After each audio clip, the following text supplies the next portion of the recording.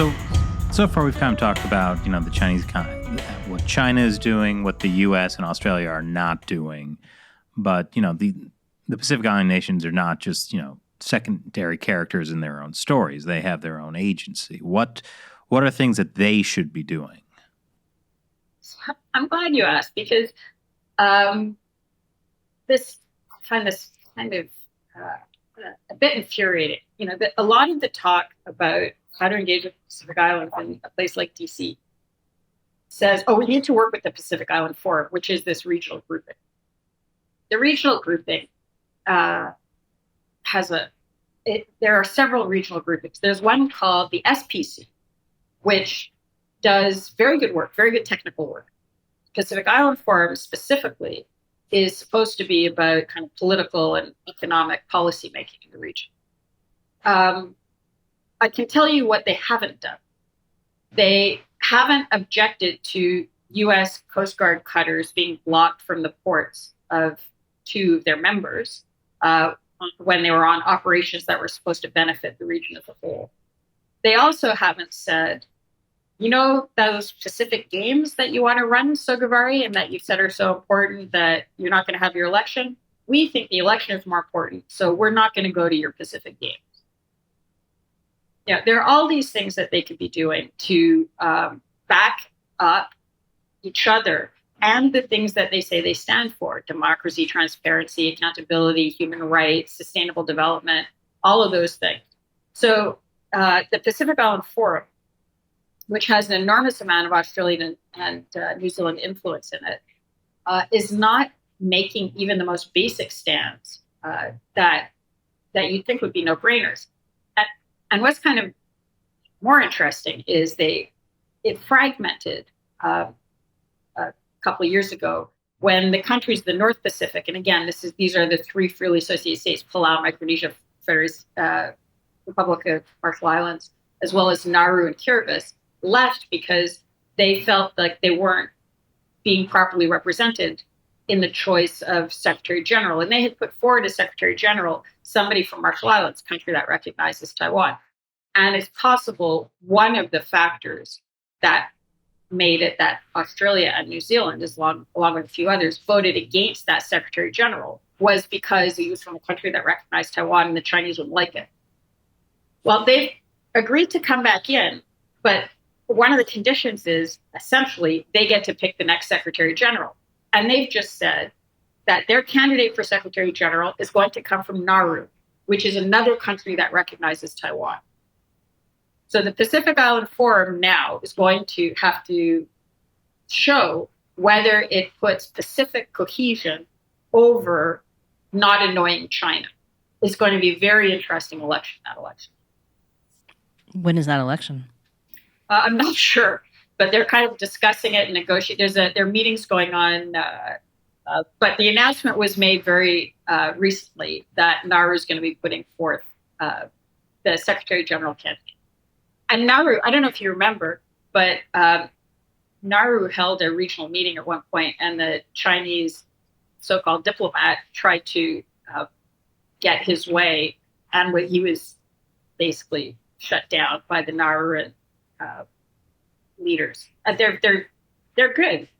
This is it. This is the good news. There are all these people out there who are really good. They just need a little bit of help to make sure that the playing field is level, and they can just get on with running their country without this juggernaut of Chinese money and intel distorting their society's political systems.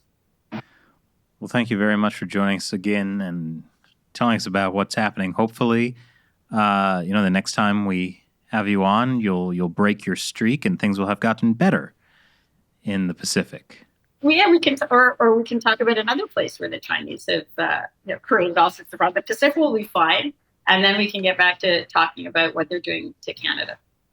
I like the sound of that. Cleo, always a pleasure. Oh, yes. I didn't respond immediately because I'm overwhelmed with getting to hang out with you again. I really am. You guys are you are the ones that interviewed Sudan. You're the ones that have been following this story for so long, and I'm incredibly grateful. If if we're going to even fight, let alone win, um, this is the way to do it. And you guys have been leading the way for a long time at great cost, and so thank you very much. Well, thank you for making the introduction to Suidani. If he is coming to the United States, we should try to get him on again. Let us know in the comments if you'd like to see more of that. You better say yes. And speaking of comments, you would just be three people in rural Quebec twiddling your thumbs without all the watchers. So if you've made it all the way to the end, especially, thank you very much, A. Yes. Thank you. We love you. The Chinese Communist Party hates you. That got you, Shelley. It did. I wasn't expecting that. Even after all these years, I can still surprise you. Okay, I guess that's the end of the podcast. Thanks, Cleo. Well, that was a crushing, depressing nightmare.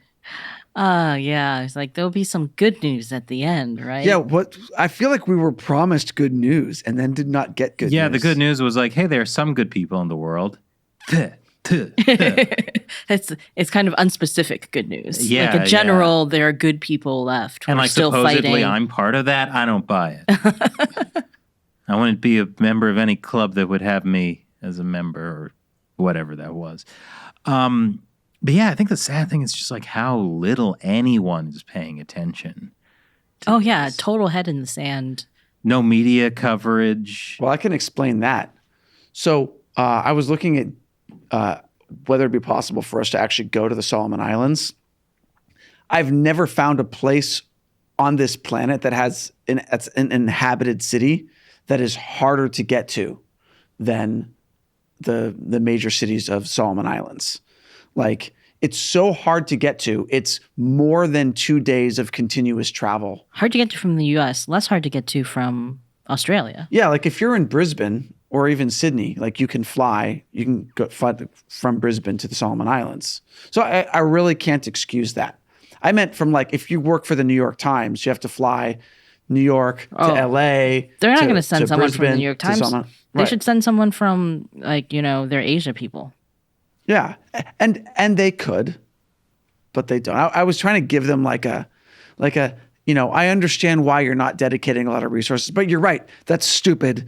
No, you don't have that excuse. Well, I do think that it seems remote for people, right? Like, Well, yeah, Yes. that is the other problem with, it's the American people who don't really like South Pacific. What? That was a musical, right? Right. It was a musical. And also like these island nations, like the Solomon Islands has less than 1 million people. Palau has what, 20,000? So, Yeah. And so like, you talked about Hong Kong, right? And how Hong Kong, it took 5 years for the CCP to like turn the police around. But Hong Kong is like 7 million people, right? These Pacific Island nations like combined are all smaller than the Well, population and Hong of Kong was like deeply enmeshed in the Western business world too. Yeah. But I'm just saying like it's so easy to get these like population-wise really small countries, geography-wise spread out, but really, really important. I mean, I didn't know how to pronounce Kiribati like 4 years ago, like before we started really covering You the Pacific. didn't? I know. Were you saying Kiribati or something? I know. like a Shelley, fool. come on. Yeah. Well, just, all these like Nauru, Vanuatu, like there's just so many of these tiny countries that are just kind of ripe for the CCP to come in.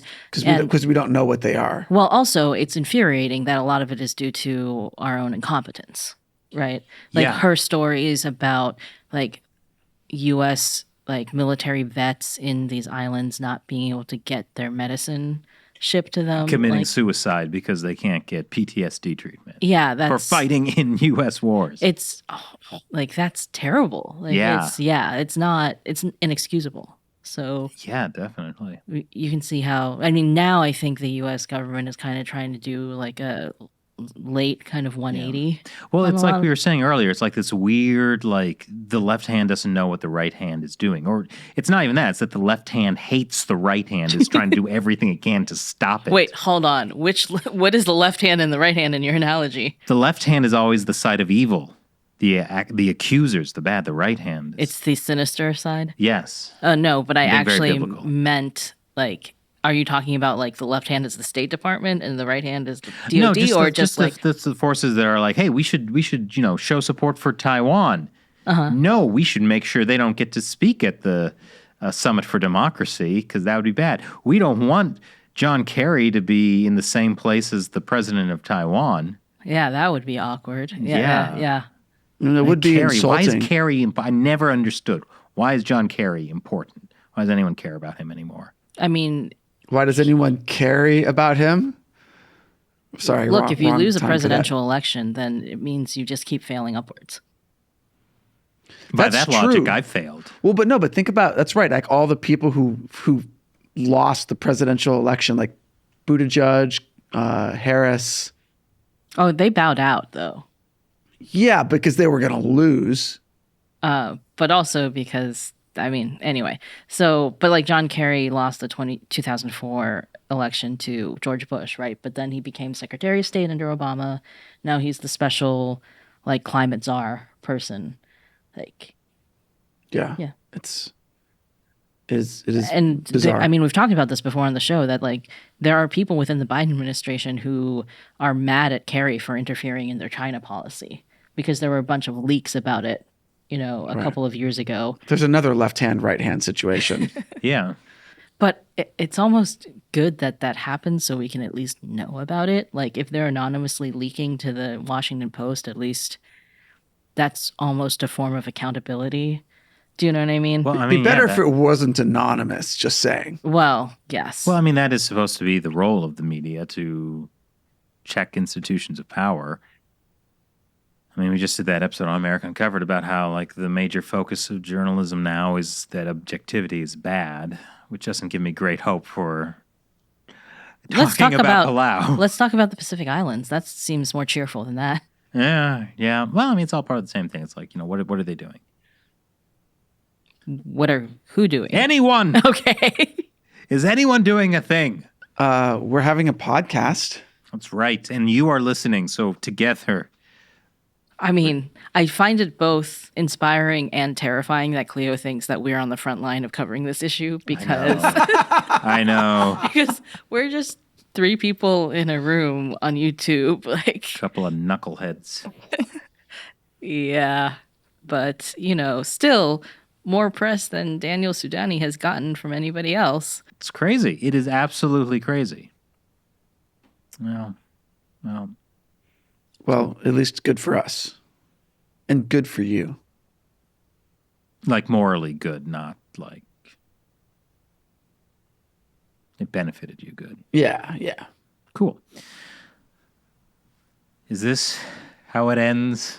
This is where we start to go really off the rails. Oh no, I think that already happened. No, we were pretty on the ball. Hey, Shelley, have you ever seen Babylon 5? No. Oh man. So I'll spare you. I'll spare you. This thing's Leave I it really wanna for say. space what was the Unvacuumed. No, it was Unexplored? No, it was Unfrontiered. Unfrontiered. I was going to say it was a Star Trek reference. Oh yeah. This Yeah. is the part of the podcast where we like try to remember stuff and we can't. Yeah. So anyone who's still watching, you are Team MVP.